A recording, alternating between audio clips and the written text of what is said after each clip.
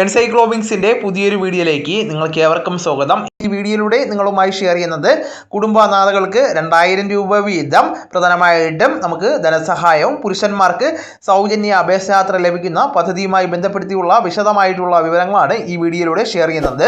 നമ്മുടെ വീഡിയോ സാധ്യമായി കാണുന്ന സുഹൃത്തുക്കളാണെങ്കിൽ ആദ്യമേ തന്നെ ചാനൽ ഒന്ന് സബ്സ്ക്രൈബ് ചെയ്യുക. അപ്പോൾ നമുക്ക് വിശദാംശങ്ങളിലേക്ക് കടക്കാം.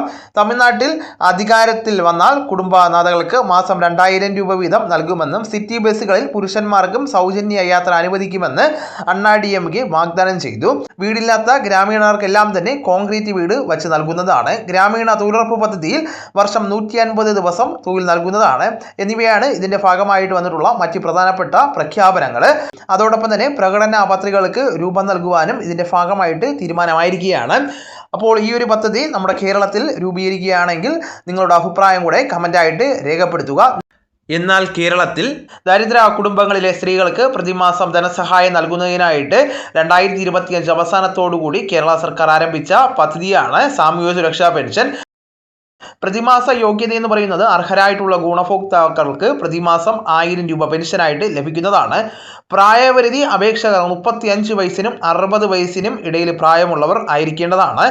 യോഗ്യതാ മാനദണ്ഡങ്ങൾ പരിശോധിക്കുമ്പോൾ കേരളത്തിലെ സ്ഥിരതാമസക്കാരായിരിക്കേണ്ടതാണ്.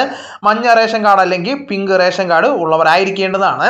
യോഗ്യത പരിശോധിക്കുമ്പോൾ കേരളത്തിലെ സ്ഥിര താമസക്കാരായിരിക്കേണ്ടതാണ്. മഞ്ഞ കാർഡ് അല്ലെങ്കിൽ പിങ്ക് റേഷൻ കാർഡ് ഉള്ളവർ ആയിരിക്കേണ്ടതാണ്. വിധവാ പെൻഷൻ, അവിവാഹിത പെൻഷൻ, വികലാംഗ പെൻഷൻ, EPF പെൻഷൻ അല്ലെങ്കിൽ സർവീസ് പെൻഷൻ തുടങ്ങിയ മറ്റ് ആനുകൂല്യങ്ങൾ ലഭിക്കുന്നവർ അർഹത ഉണ്ടായിരിക്കുന്നതല്ല.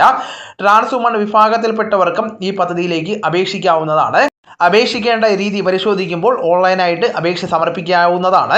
അപേക്ഷകൾ K-സ്മാർട്ട് പോർട്ടൽ വഴി ഓൺലൈനായിട്ട് തന്നെ നമുക്ക് സമർപ്പിക്കാവുന്നതാണ്. ആവശ്യമായിട്ടുള്ള രേഖകൾ പരിശോധിക്കുമ്പോൾ റേഷൻ കാർഡ് മഞ്ഞ അല്ലെങ്കിൽ pink, Aadhaar card, bank account വിവരങ്ങൾ, പ്രായം തെളിയിക്കുന്ന രേഖ, സ്കൂൾ സർട്ടിഫിക്കറ്റ്, ജനന സർട്ടിഫിക്കറ്റ്, പാസ്പോർട്ട് അല്ലെങ്കിൽ ഡ്രൈവിംഗ് ലൈസൻസ്, മറ്റ് പെൻഷനുകൾ ലഭിക്കുന്നില്ലെന്ന് കാണിക്കുന്ന സത്യവാങ്മൂലം ഇവ നമുക്ക് ഉപയോഗിക്കാവുന്നതാണ്.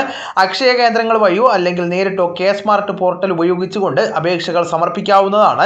തദ്ദേശ സ്വയംഭരണ സ്ഥാപന സെക്രട്ടറിമാരുടെ പരിശോധനയ്ക്ക് ശേഷമായിരിക്കും പെൻഷൻ തുക ഗുണഭോക്താക്കളുടെ ബാങ്ക് അക്കൗണ്ടുകളിലേക്ക് നേരിട്ട് എത്തിക്കുന്നത്. അപ്പോൾ ഈ വിവരങ്ങൾ നിങ്ങളുടെ സുഹൃത്തുക്കളിലേക്കും മറ്റ് ഗ്രൂപ്പുകളിലേക്കും കൂടെ ഷെയർ ചെയ്യുക. നമുക്ക് തുടർന്നും വിജ്ഞാനപരമായിട്ടുള്ള മറ്റ് വീഡിയോസും ആനുകാലിക വിവരങ്ങളുമായിട്ട് വീണ്ടും കാണാം. അതുവരെ ഗുഡ് ബൈ.